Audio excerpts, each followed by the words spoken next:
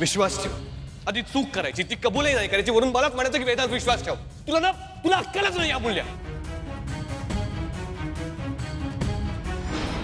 ऐक, उद्यापासून जेवणाचा डब्बा लावतो.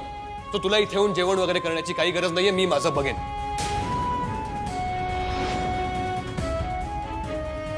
काय ग अच्छा डोक्याला हात लावून काय बसलीस? डोकं दुखतंय का? नाही. डोक्याला हात लावून बसू नये का? चांगलं नसतं. काय झालं? काय काय एवढी अस्वस्थ काय तू? वेदांचे भांडण झालं. का? ते रुक्मिणी देवीने नूतन काकूंबद्दल जे काही सांगितलं ते मी तुम्हाला सांगितलं म्हणून. नाही ठीक आहे, साहजिकच आहे त्याचं चिडणं. त्याला म्हणून मी काही लगेच गावभर जाऊन दवंडी पिटणार नाही. हेच मी त्याला समजवत होते, पण मी बोलू का त्याच्याशी? नाही नाही नको अण्णा, त्याला उगीच ऑकवर्ड होईल. ठीक आहे. काय बापलेकीचं काय असं हितगुज चालू आहे? नाही आई, काही नाही. अमूल्या, गेल्या काही दिवसात तेल लावलं नाहीयेस ना? केस बघ कसे कोरडे पडलेत. आज रात्री लावून देते मी. आणि मग भरपूर गप्पा मारूया. इतक्या दिवसाचं सगळं ऐकायचंय मला. बरं ठीक आहे, चालू दे. तुम्हाला मायलेकींचं चालू दे. मी आलो छतपावली करून.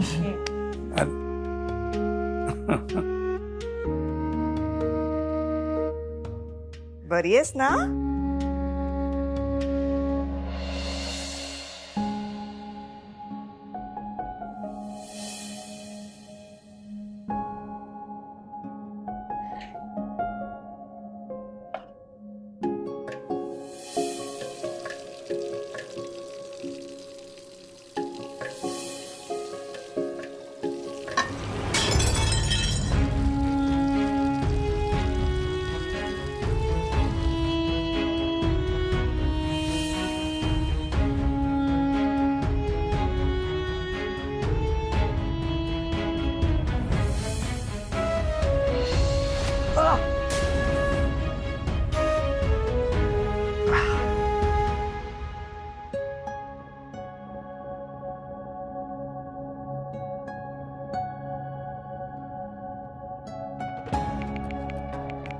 गेला का राग?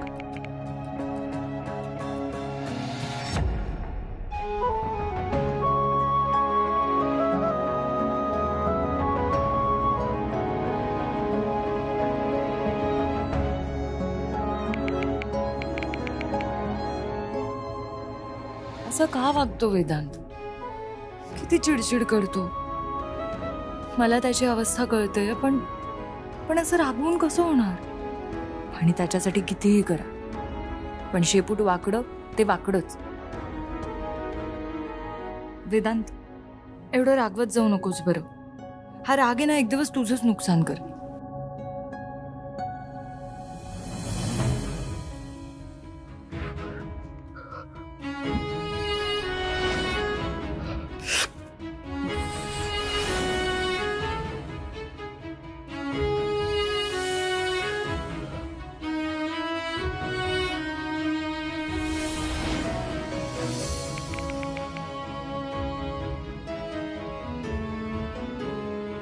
नाही, काही झालं तरी मी अमूल्याला फोन करणार नाही.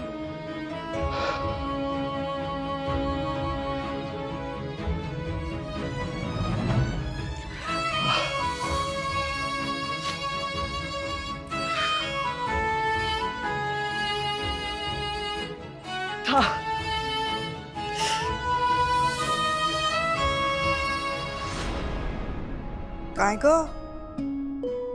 कसला विचार करतेस? नाही, काय नाही. ये तेल लावते.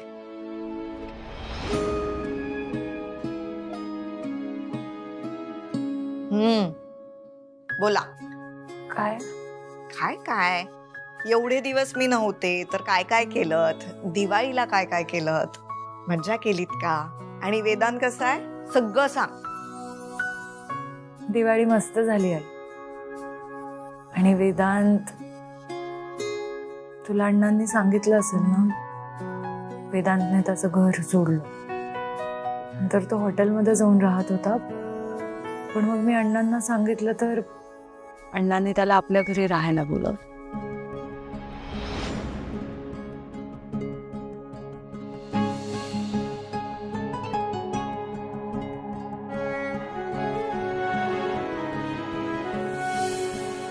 देव नूतन ताईंना लवकरात लवकर सुबुद्धी देव, दुसरं काय.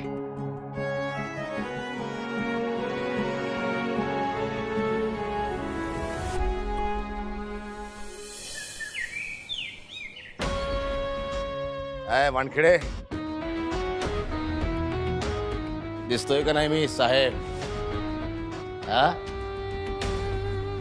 तुमच्यापेक्षा भारीच आहे मी, सिद्धार्थ वानखेडे.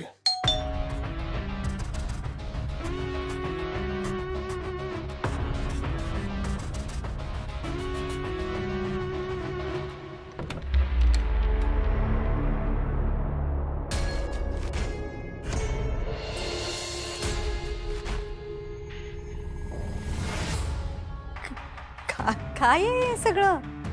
हा, तुमच्यासाठी ठीक आहे ना? बरं या आत या. अहो,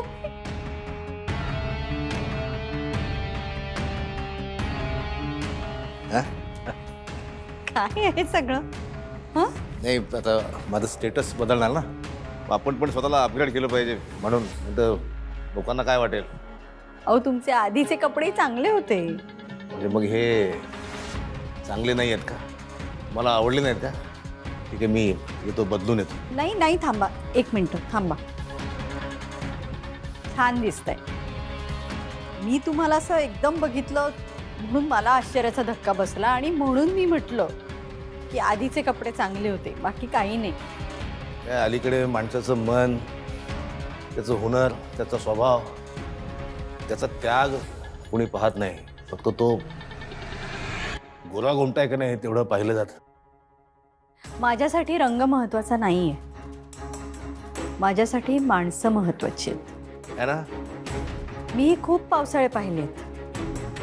चांगली माणसं कोण आणि वाईट माणसं कोण मला बरोबर समजतं. आणि म्हणूनच इतका महत्वाचा निर्णय घेण्याची माझी हिंमत झाली आहे. दादा, आम्हाला खूप आठवण येते रे तुझी.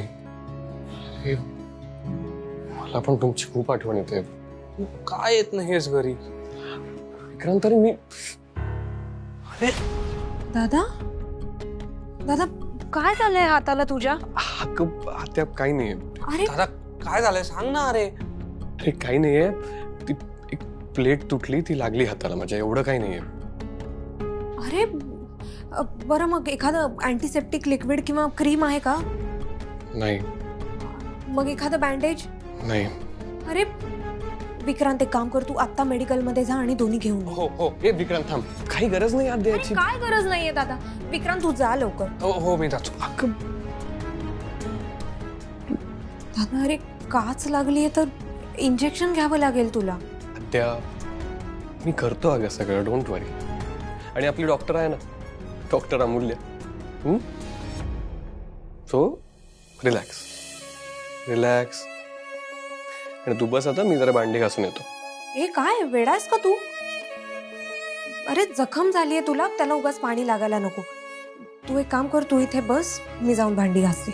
हे आद्या, तू हे सगळं. दादा, मी काय म्हणते, मी तू इथे बस, मी जाऊन बघते काय करायचं ते. बस. सावकाश. हो. आद्या, हे घे.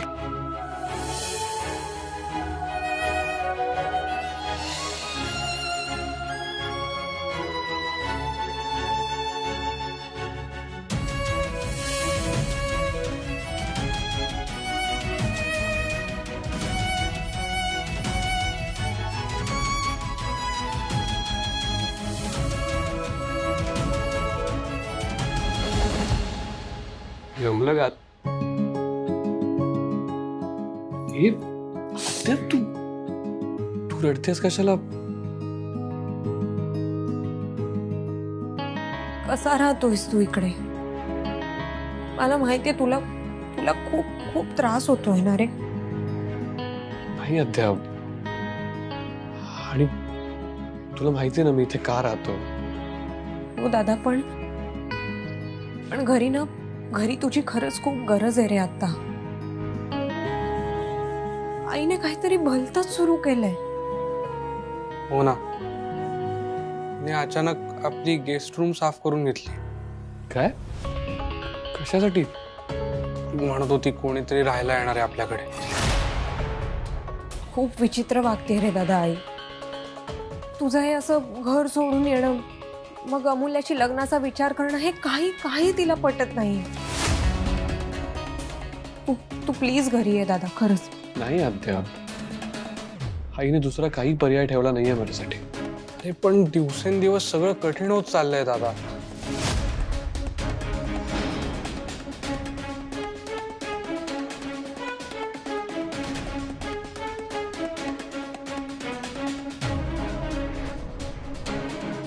या सगळ्याला कारणीभूत ना तो पुरुषोत्तम आहे.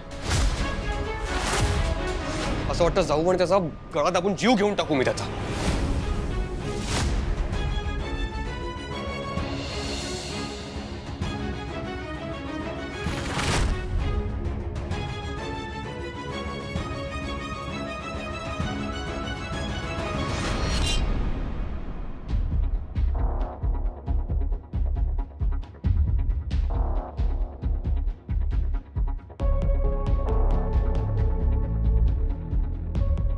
हा घ्या मॅडम, तुम्हाला आवडतो तसा एकदम मस्त चहा. हे घ्या.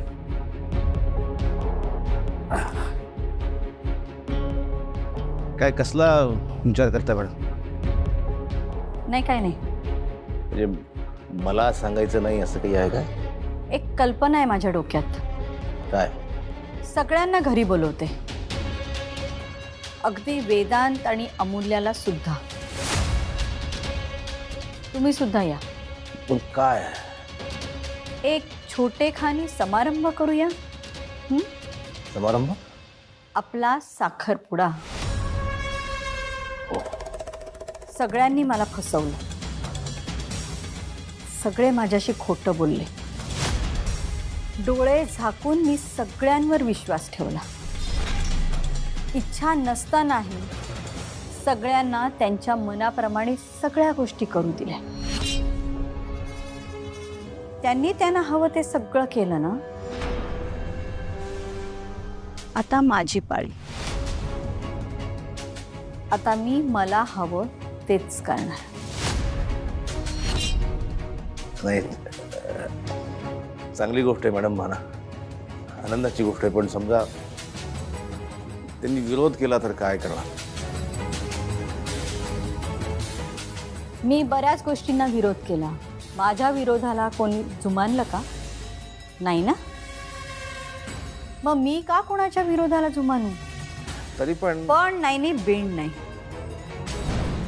मला वेदांत आणि अमूल्याला आयुष्यभर लक्षात राहील असा धडा शिकवायचा आहे. तेव्हा लवकरात लवकर, म्हणजे पुढच्या 2 दिवसात आपण साखरपुडा आटपून घेऊ. काय मॅडम, फार फार घाई होते असं वाटत नाही ना? काही घाई होणार नाही. आपण सगळं सांभाळून घेऊ. आणि आत्ता जितकी घाई करू ना तेवढी कमीच आहे. दादा प्लीज, काहीतरी विचित्र घडण्याआधी तू घरी परत ये. आणि तुझ्या घरी येण्याने ना खूप प्रॉब्लेम सॉल्व्ह होणार आहेत. मला वाटतं आता तू आईशी बोललास तर ती ऐकेल तुझं. मला आता काही सुचत नाहीये. दादा प्लीज असं करू नकोस. मी आईला काल समजवण्याचा प्रयत्न केला, पण तेव्हा ती मला काय म्हणाली माहितीये? ती मला म्हणाली की आत्या तू तुझ्या सासरी परत निघून जा.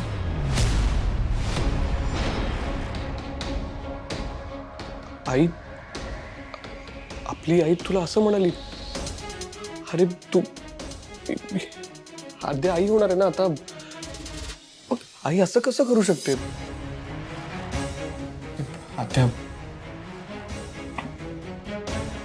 तू काळजी घ्या स्वतःची. तू ह्या सगळ्याचा स्ट्रेस घेऊ नकोस हा प्लीज.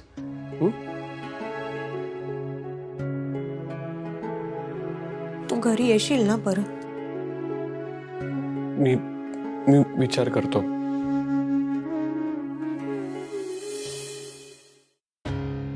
आई कोणाशी लग्न करणार आहे काही कळलं का? नाही दादा, आई त्या पुरुषोत्तमशी तर लग्न नाही ना करणार. ए वेळ लागले तुला? दादा अरे खरंच म्हणजे आई ना आत्ता कुठल्याही थराला जाऊ शकते. तुला माहिती आपल्याला डिवचण्यासाठी ना ती खरंच काहीही करू नाही नाही, शकते. तुम्ही काय बोलताय कळतंय का तुम्हाला?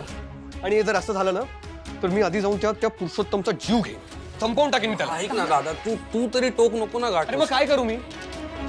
जाऊन आरती वाळू त्याची? दादा तू प्लीज शांत हो. हे बघ आता आपल्याला जे काही करायचं आहे ना ते डोकं शांत ठेवून करावं लागणार आहे बस. दादा प्लीज, तू घरी नाही आलास ना तर खूप प्रॉब्लेम्स होतील, कदाचित या सगळ्यापेक्षा खूप जास्त मोठे. मी आता काही सांगू शकत नाही. ठीक आहे तू तू हवं तर थोडा वेळ घे, विचार कर शांतपणे आणि मग आम्हाला कळव काय ते. येऊ आम्ही. काळजी घे. तुम्ही पण काळजी घ्या.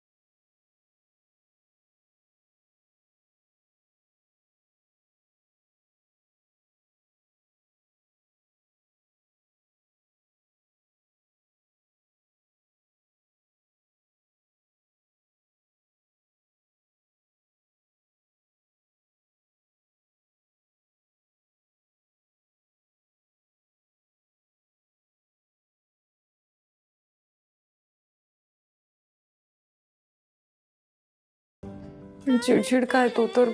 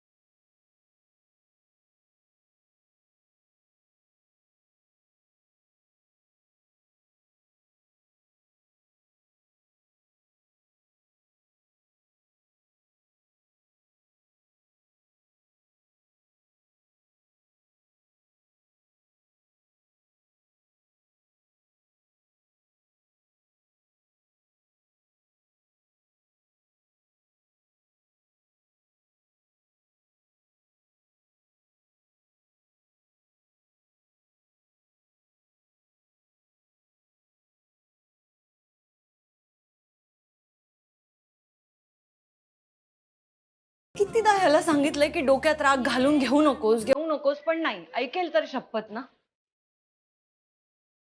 नाही वेदांत, विसरून जा तिला.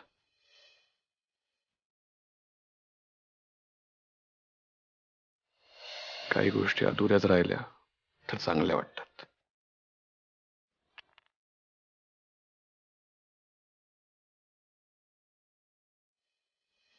नाही पण त्याचं पण बरोबर आहे म्हणा.